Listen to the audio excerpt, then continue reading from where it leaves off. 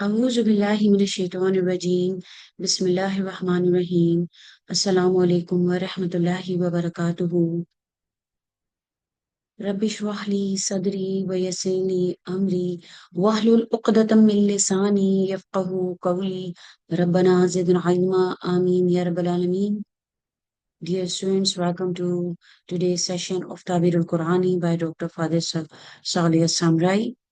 It's a It's a masterpiece that explores the miraculous beauty and precision of Quranic expression. So today, as we begin, we have already begun the second chapter. Now we are beginning the 29th page today, which just focuses on overall this second chapter, like why the Quran sometimes uses the verbal forms, the afal, and other times the asma, and how each form just perfectly matches the meaning and the rhythm and the message of the verse. So before we start, I want to remind all the students who are just taking this class that it's very important that it's very important to have the book with you, like directly just reading from the text while we are learning, while we are explaining with it will greatly enhance your understanding.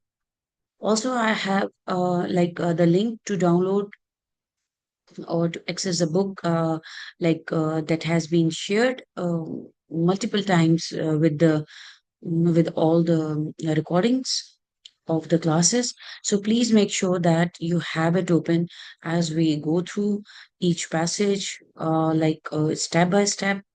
Also, if you want to buy, they are available online. You can just type the book name and you get many links to buy the book. It is available on Amazon and other famous websites. So let's start, inshallah, with page number 29. As we have been learning about the fail and the asma, the ism, that how they are used on like uh, uh, these very perfect places, like having ism instead of fail. And we know that the context is very important, like siyak is very important when we are learning about this ism and fail placement in the sentences and in any context. So let's start now. It continues from page number 28, where Dr. Fadil Samarai says that for siyaki kullu harakati wa taghyiri wa tabdil faja bisihati الفعلية الدالة على التجدد والتغيير والحركة. قال تعالى: قل اللهم مالك الملك تؤتي الملك من تشاء وتنزع الملك ممن تشاء وتعز من تشاء وتذل من تشاء بيدك الخير إنك على كل شيء قدير تولج الليل في النهار وتولج النهار في الليل وتخرج الحي من الميت وتخرج الميت من الحي وترزق من تشاء بغير حساب. This is in Surah Al Imran, ayat number 27. And here you can see that in the last page when we were learning that in Surah Al Imran, because there is transformation, there is changing of the status and everything. So the siyak, the context is very important while learning that why Allah subhanahu wa ta'ala in this ayat has put all the verbs, like there is change. We know that the ism are used for a permanent a quality or permanent state. So, like Dr. Fazil Samrai just continued telling us about this ayah, that this fail is it's coming because there is change, there is motion, and that is why we see that how we are just discovering that how beautifully the Quran uses the verbs to express the motion, the change, and the divine action. So Here in this ayah, you can see that there is change, and that is why we see lots of verbs. Like when Allah subhanahu wa ta'ala gives um, the izza, and when he gives the zilla, so there is um we see the verbs, and then we have tulijul layla fin nahari wa tulijul nahara fil layl. Both the verbs are given here, tuliju and tuliju, the for layl and nahar. So there is change in the days and the night. And then we have tukhriju, and for hiya, and tukhriju for maya. So this is what we learn in page number 28, that continued till page 29. So we have this ayah, and after that, let's see what Dr. Father Samra is saying in the next paragraph. We have fihinan. We'll start with this. في حين أن السياق في سورة الأنعام مختلف، وليس السياق فيها في التغييرات، وإنما هو في صفات الله تعالى وقدرته وتفضله على خلقه. Then there is another ayah. قال تعالى إن الله فالق الحب والنوى يخرج الحي من الميت ومخرج الميت من الحي ذلكم الله فأنا تؤفكون فالق الإصباح وجعل الليل سكنا والشمس والقمر حسبانا ذلك التقدير العزيز العليم. It is in Surah Al-An'am, ayat number 96. So let's see both these two paragraphs now. Like we see there's the verb forms like indicate, they talk about change, they gives us they tells us that there is movement, there is renewal, there is something changing. So when Allah subhanahu wa ta'ala says that kulillahumma malikal mulki tutil mulka man tashau, and so on, so he says that, say, oh Allah, the owner of all sovereignty, like you give the mulk, you give the kingdom to whom you will, and take it away from whom you will. You honor whom you will, and humble whom you will. So here, ممن تشاء وتعز من تشاء وتذل من تشاء بيدك الخير. In your hand is all good. إنك على كل شيء قدير. So indeed you are capable of all things. Then it continued to next ayat, like تولج الليل في النهار وتولج النهار في الليل. You merge the night into the day, and you merge the day into the night. And then وتخرج الحي من الميت وتخرج الميت من الحي. You bring out the living from the dead, and the dead from the living, and you provide for whom you will without measure. So وترزق من تشاء بغير حساب. في هنا السياق في سورة الأنعام مختلف. Like here, وليس السياق في تغييرات. So here we see there is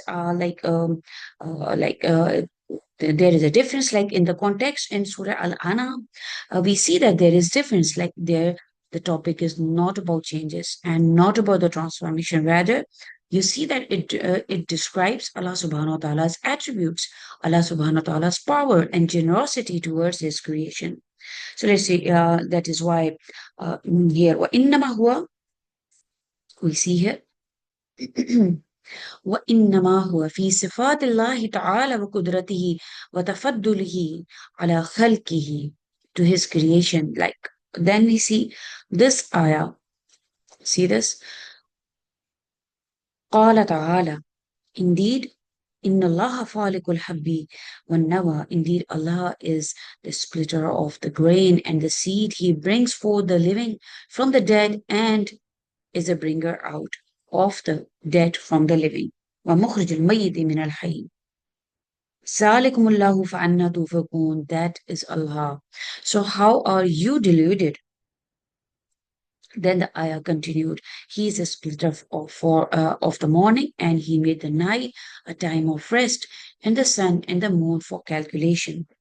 وجعل الليل سكنا والشمس والقمر حسبانا ذلك تقدير العزيز العليم. Such is the determination of the Almighty, the All-Knowing. This is Al Imran, ayat number 95 and 96. So you can see now here, Dr. Father Samrai just continued saying that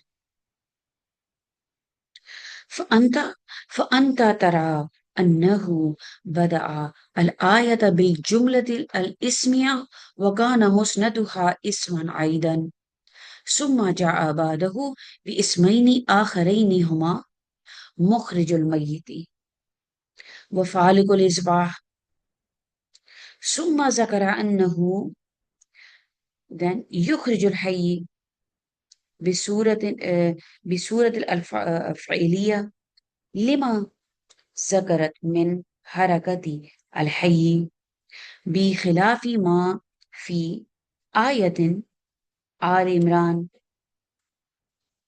من دلالة على التغيير والحركة التغير والحركة فالسياق مختلف ولذا then he says ولذا تتوالى تتوالى الأفعال تتوالى الأفعال في هذه الآيات فبدأ فوضع كل صيغة في المكان اللائق بها اللائق بها ومن ذلك قوله تعالى وإن تدعوهم إلى الهدى لا يتبعوكم سواء عليكم أدعوتموهم أم أنتم صامتون. This is Al-Iraf at number 193. So then he says that you can see if Anta Tarab, you can see that this work begins Bada al-ayat here.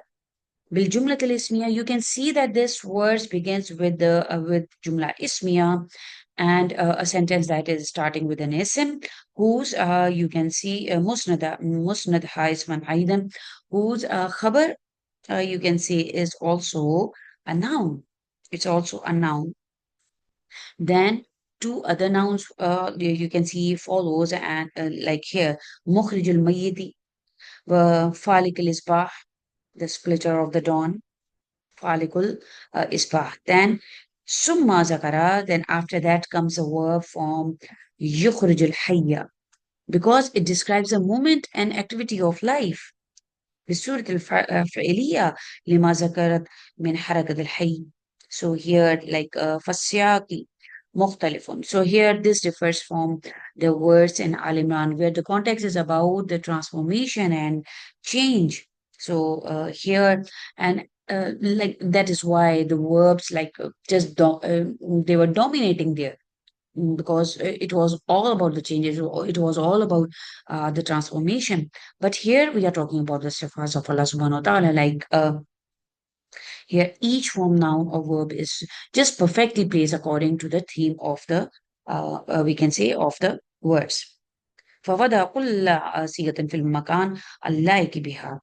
So also another example ومن ذلك قوله تعالى وإن تدعوهم إلى الهدى, like if you call them to guidance they do not follow you سواء عليكم أدعوتموهم أم أنتم صامتون. It is the same for you whether you call them or you are just silent. Like this is Al-Iraf.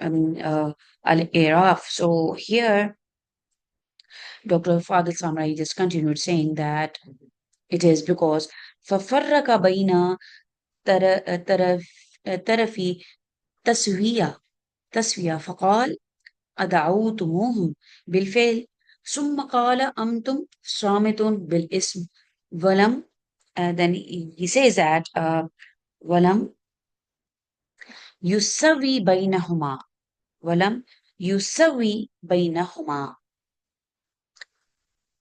فلم يقل أدعوتموهم أم سمتم بالفعل. He didn't use the fail here. أو أنتم دعوهم أم صامتون.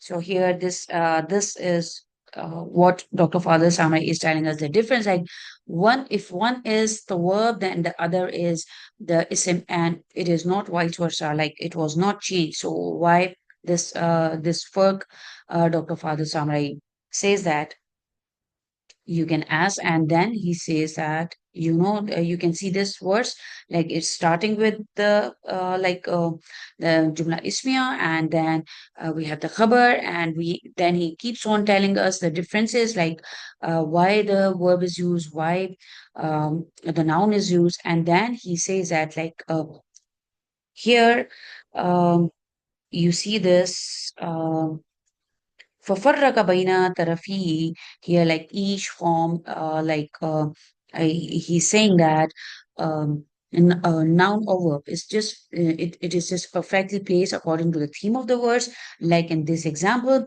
So here Allah subhanahu wa ta'ala used a verb for ada'awtumuhum, ada'awtumuhum, you call them, and a noun for you are silent, samitun. So ثم قال أنتم صامتون. So with the ism, he did not make both sides identical. Like دعوتموهم, it is the fi'l, and we see صامتون, it is the ism. So he didn't say دعوتموهم or سمتهم, like whether you call them سمتم, like whether you call them or keep silent, because silence is he is saying that, um, then he keeps on saying, Antum ta'uhum am antum samitum. So he's saying, like, he didn't change it. Like, first fail and then the ism is used. And not both are fail and not both are ism. And also not vice versa. Like, first, Allah subhanahu wa ta'ala is using the fail, and then he used samitum. That's like the ism. So he didn't make them the both sides identical. In the last paragraph, Dr. Father Samrai says that wazalika wazalika annal hal ha, ha, hal الثابتة للإنسان هي الصمت وإنما يتكلم لسبب يعرض له ولو رأيت إنسانا يكلم نفسه لأتهمته لا لاتهمته yes لاتهمته في أقله فالكلام تعري يحدث الإنسان يحدثه إنسان لسبب ولذا لم يسوي بينهما بل جاء للدلالة على الحالة الثابتة على الحالي, and then it just continues. So here in the end, we can read it again. وذلك أن الحالة الثابتة للإنسان هي الصمت وإنما يتكلم لسبب يريد له ولو رأيت إنسانا يكلم نفسه لاتهمته في أكله فالكلام تعري يحدثه الإنسان لسبب ولذا لم يسوي بينهما بل جاء للدلالة على الحالة الثابتة على الحالة على then it continues to the next page. So he says that like if a person talks to themselves without reason, we would doubt their mind. Like speech, he's explaining that speech is changing, like a momentary act, while silence is a settled and continuous state. That's why the Quran used a verb for the temporary act, and that is speaking, and a noun for the constant state, and that is silence. So this is what Dr. Father Samarais has explained here. Like here, وَذَلِكَ أَنَّ الْحَالَ الثَّابِتَةَ لِلْإِنسَانِ هي الصمت وإنما يتكلم لسبب يعرض له. ولو رأيت إنسانا يكلم نفسه لتهمته في عقله. فالكلام طاري يحدثه يحدثه الإنسان لسبب، ولذا لم يسوي بينهما، بل جاء للدلالة على الحالة الثابتة. So here he is saying that like this is just speaking just a temporary act, and now is for the constant state, that is the silence. So in this page, Dr. Fadil Samra just shows how every grammatical form in the Quran carries the meaning like verbs. They are showing movement and change. In Surah Al Imran, we see everything is about actions, like Allah gives, Allah subhanahu wa ta'ala takes, He honors, He humiliates, he just merges the night into day, and brings also like changing the night and the day also brings life and death. Since the whole passage is about the continuous motion and renewal, the Quran uses words like forms that express happenings and the moment. And then we see the nouns that shows the stability and the permanence, like in Surah Al-An'am. This passage speaks about Allah subhanahu wa ta'ala's attributes. We see that his power, his wisdom, the constant control of the universe. So that's why Allah subhanahu wa ta'ala says, Falikul Hab, the splitter of the seed, and Mukhrijul Mayyiti, the bringer out of the dead, like the one who brings out the dead. Look, both nouns. So nouns shows something constant and everlasting, perfectly matching Allah subhanahu wa ta'ala's unchanging attributes, unchanging qualities. And then he gives us the example of the silence and the speech. In Iraq, Allah subhanahu wa ta'ala didn't say whether here, like, Ada'utumuhum, and here, some, here, Samattum. So that's Bilfil, yeah. And whether you call or keep silent, both verbs. He didn't use both verbs. Then rather he says like he used first the fail and then the ism. And that's this is what has been explained by Dr. Father Samai, is because speaking is like occasional, like we speak for a reason, and silence is just normal state and normal and permanent state, or you can say steady or a default state. Yes, that is what silence is, default state. So the Quran just beautifully used a verb for the temporary act, like that's speaking, and a noun for the stable or default condition, that's silence. So this is all about this, like Quran is using like chooses each form just intentionally, like verbs for movement and nouns for stability and permanence. Alhamdulillah Rabbil Alameen. This is page number 29. Inshallah, we'll continue next session with page number 30. Barakallahu li wa lakum. Assalamu alaikum wa rahmatullahi wa barakatuhu.